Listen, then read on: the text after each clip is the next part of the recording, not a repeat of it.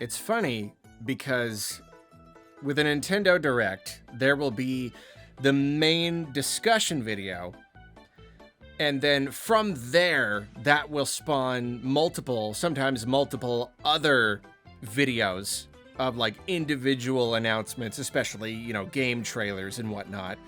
Those each get their own videos. But I do believe this is the first time that a Nintendo Direct has spawned a discussion video about a subject that then itself has to just be like a kind of overall summary, and then from there there's another batch under that. It's like the tree roots are growing. So out of this Nintendo Direct, we finally got info on the whole Switch 2 edition thing, which was revealed sneakily, possibly accidentally by Nintendo a few days ago. And so now in this video, we're going to talk about the concept and what it means and what it does. But then after this, I'm going to have to do individual videos for the other games, because that's just new content. That's just new stuff. Mario Party Jamboree's getting a whole bunch of new content, basically a huge expansion. Zelda's getting all sorts of new stuff. Kirby, a whole new little campaign. I don't know.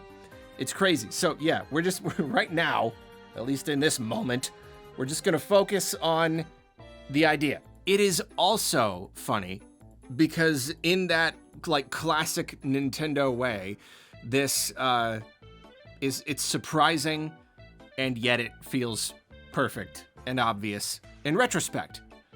And we talked about this. I talked about this in a video a couple days ago when we learned about the existence of Switch 2 edition games, and I outlined 3 possibilities for what Switch 2 edition could mean, and none of them ended up really hitting the mark. This right here it's really not quite what anyone guessed.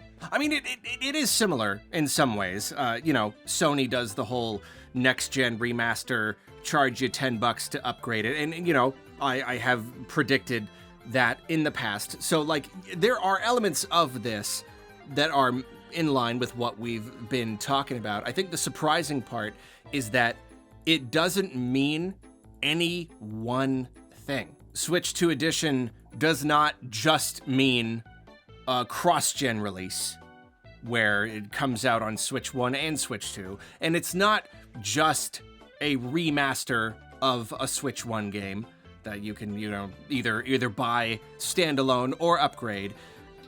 That's the weird part. It's really kind of different for everything. Essentially what it means, for the most part, is a Switch 1 game getting a Switch 2 version that, yes, generally does come with a pretty good performance boost, better visuals. It does cost more. They are being sold standalone on Switch 2. I did kind of expect that, for there to be at least a few upgraded Switch 1 games that are sold in a box in a store. And yes, you can pay to have your old version upgraded. Yes, that is all. That's really fantastic. But a lot of these games are getting extra content. And in some cases, it's just extra features. And then in other cases, it's it's basically DLC. And this is so interesting. It's so interesting. Yeah, in the case of Zelda, we're getting Breath of the Wild and Tears of the Kingdom, which is funny. I went back and forth on if Nintendo was going to want to do Breath of the Wild, because that was the classic, one of the best-selling games on Switch, or if they were going to do Tears of the Kingdom, because it's the newer one, and it's got Ultra Hand, and that kind of thing is really going to benefit a lot more from running on stronger hardware. In the end, I ended up settling on Tears of the Kingdom in my most recent prediction, and it ended up being both. There's just going to be 2 Zelda games on store shelves, and these are getting just new features. You know, they'll run better. They'll run at a higher resolution and frame rate, but then they're just getting like some like smaller features. Yeah, and again, I'll go over all the details in my dedicated video on these. But then you have something like Mario Party Jamboree. Oh my goodness. It's getting what seems to be a really substantial amount of new content.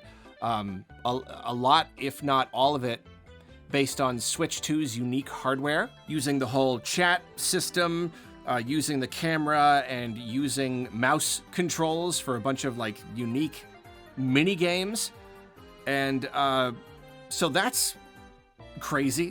That's crazy. And you know what? It's pretty cool because you could look at a case, another case, Kirby and the Forgotten Land. Really just did not expect this. I really did not. You know, I think we probably have another 3D Kirby game coming in the next couple of years. I really did not expect to see anything else of Forgotten Land. But it's just getting like a little DLC adventure. I don't know how much content we can actually expect. Is this just going to be like a really, I mean, I don't know, is it extra level or is it like another campaign? Is it substantial? I really don't know. You know, try not to get my hopes up, of course. But that's just content. And I could definitely see that making some people a little mad. You know, the Switch generation saw a lot of Wii U ports. And in a lot of cases, those ports got like all the DLC that the Wii U versions got, which is good. But then sometimes the Switch version would come with extra new content. And so now the people who have the Wii U version are like, well, now I want to buy the new one, but I don't want to rebuy the entire game just to get the little bit of content. It'd be really nice if I could like pay for just that part, if you could sell it separately. You know, Bowser's Fury certainly comes to mind. That's probably the most substantial extra content that any Wii U port got. And so in the case of Kirby and the Forgotten Land, that really is just kind of that. Like I could see some people being like, come on, like what is that? Like, you know, there's nothing there that couldn't have been done on the Switch. At the same time, I actually don't know that. It could be that there's stuff that happens in that campaign that the Switch one could not handle graphically. I don't know, but again, we'll talk about all that in that video. There's a million videos to do. But at least with like Mario Party Jamboree, it's a bunch of like Switch 2 specific stuff. And it's just so interesting. It's just so interesting. And then there's another example is Metroid Prime 4. That's another one where they're really utilizing the Switch 2 hardware.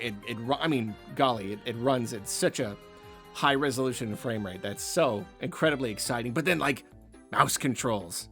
Sure, you can't do that on Switch. So that's what's really interesting and also pretty exciting about this whole Switch 2 edition thing. It can really mean anything. And when it came to like backwards compatibility and potential remasters and stuff, I've been so curious to know what Nintendo was gonna do. And it does seem that in addition to Switch 2 edition game upgrades and you know, standalone retail sales and whatnot, there are going to be other regular Switch 1 games that just get regular old upgrades.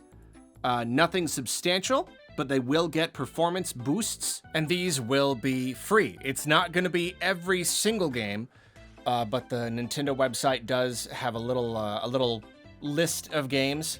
You've got ARMS, Captain Toad Treasure Tracker, Super Mario Odyssey, which is really fun. I'd love to play that game with higher resolution and everything. Really cool. Super Mario 3D World, Bowser's Fury, Clubhouse Games, Link's Awakening, better performance. Love to see that. Echoes of Wisdom, very much would like that to run a little bit better, even though it's going to kind of screw up the review I'm working on. Oh well. Game Builder Garage, Super Mario Bros. U Deluxe, Pokemon Scarlet and Violet. Okay, how's that gonna turn out? Wow. Wow. And then Big Brain Academy, Brain vs. Brain. Those are the only ones they have listed right now. Who knows if they will end up adding to this list or if this really is it? I don't know, but at the very least, that's a chunk of games that are gonna get like free performance boosts, completely free. You know, not a bunch of extra content, just the performance. I'm still very happy about that for those games. But then games that do get full Switch 2 edition releases, Those, they're going to vary in price depending on the game.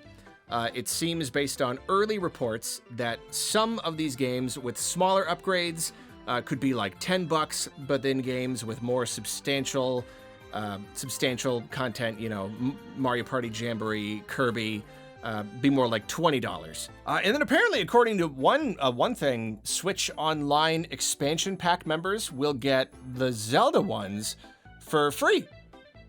So that's pretty cool. Now, here's the thing. here's really the thing that is exciting about all of this. I wanted to play older games on the newer hardware with better performance. That, to me, that's what I'm wishing for, you know? All of these games on the Switch that I loved, but sure, I'd like it if the image was sharper, the frame rate was higher. That's all well and good, and we are getting that. Some paid, some for free, whatever. We're getting a lot, basically most of the major first-party Switch games, they're gonna get performance boosts of some kind. But now, DLC for games that did not get DLC, it's back on the table. It's all back on the table. There have been some rare cases of games getting DLC down the line that we didn't anticipate. But as far as like paid DLC for like substantial new content goes, generally, if a year goes by and your favorite game in the world didn't get any DLC, it's probably not gonna get any DLC. Something like Super Mario Odyssey, for instance. That didn't get any DLC, and now that it's included in this little like free upgrade thing, it's probably not gonna get a Switch 2 edition with free DLC. But here's the thing. You look at that list of Switch 2 edition games, Kirby, Metroid, Pokemon, a lot of really exciting stuff. Didn't mention Pokemon before. That really might just be performance. So I don't know. I don't know where we're at with that one, but whatever. That's a different discussion. So you look at that list of true Switch 2 edition games. Okay. And then you look at this list of free performance boost games. Try to imagine any games that are not on either list. You get what I'm you get what I'm saying here? Now, pretty much all of those games could in the future get Switch 2 edition games. Of course they're not going to do all these Switch 2 edition games all at the same time. Of course not. Going into the Switch, Nintendo had this wealth of Wii U games to port over, these definitive versions, all the DLC, sometimes, you know, running at least a little bit better, not in every case, but in a lot of cases. So like throughout the life of the Switch 2, they're gonna want to dip back into this library. You know, I'm almost surprised that they have, I mean, okay, technically, just because it's on the list of free updates, doesn't necessarily mean it can't also get a Switch 2 edition down the line. But I wouldn't count on it. And so that means that anything not included in either of these lists is a candidate for a Switch 2 edition down the line, and that could mean anything. That could mean DLC. And there is one game in particular that I have very much noticed is not here on this list, in either of these lists. It is a game that I really wanted DLC for, and I did not get any DLC for it. In fact, I made an entire video on that fact of all of the DLC that I would love to see, and yet we did not get any. It's Pikmin 4. And I had given up hope. And you know, it wasn't so bad. They said that they don't want to take as long to do the next one. So it could be that Pikmin 5 is in development. It really could be. It really absolutely could be. They could announce Pikmin 5 in the next year or two. That would not be out of the question. But in the meantime, now Pikmin 4 with some Oh, I can't even imagine some beautiful new Switch 2 edition looking and running. Because it's already a pretty game. It's already a really pretty game, but like, golly, looking and running on the Switch 2, possibly even with some DLC. Maybe, just maybe. Some of these games seem to, again, Pokemon might literally just be performance. I don't think they mentioned anything else about it. And you know, Pikmin 4, it could be the same thing. I don't see Pikmin 3 on either of these lists either. That's not going to get new DLC. I'd really like an update to... Yeah, that's a bummer. Oh, man, I just realized that's not on either list. I really want to see that game running well, too. But at least Pikmin 4. It could just get a visual upgrade, but DLC's back on the menu. Meat's back on the menu, basically. It is no longer... It no longer feels impossible that Pikmin 4 could get some sort of update with some actual... Again, look at Kirby. When did that game come out? It came out years ago. And suddenly, out of the blue, it's getting brand new, like, story, real, actual, like, level content. So really, it's the idea of it that's excited me so much. And I don't know, I suppose I should wrap this video up. Switch 2 edition. It can kind of mean anything. And that is really exciting because it I don't know, it just gives us even more to look forward to. Because if everything was backwards compatible with just simple performance boosts, that would have been great. But now there's this extra little thing that we can potentially look forward to. I have not deduced every game that is not on either of these lists that now could be a good candidate for a Switch 2 edition with major content. But that's just a fun thing that we get to look forward to, at least for the next few years. You know, I figure if they're going to do major content for a game, they're not going to also release a brand new... It's an in-between kind of thing. You know, they're giving us new Kirby while we wait for the next Kirby. They're giving us new Mario Party while we wait for the next Mario Party. So, you know, if they are going to do something, for instance, Pikmin 4 with new stuff, it's probably going to be in the meantime while we wait for the full thing. So I don't know if this really is the sort of thing that we're going to see all generation or just to kind of fill out the schedule for the first few years while we wait for all the major sequels. I don't know, but I am very, very excited to play Pikmin 4 Level Editor.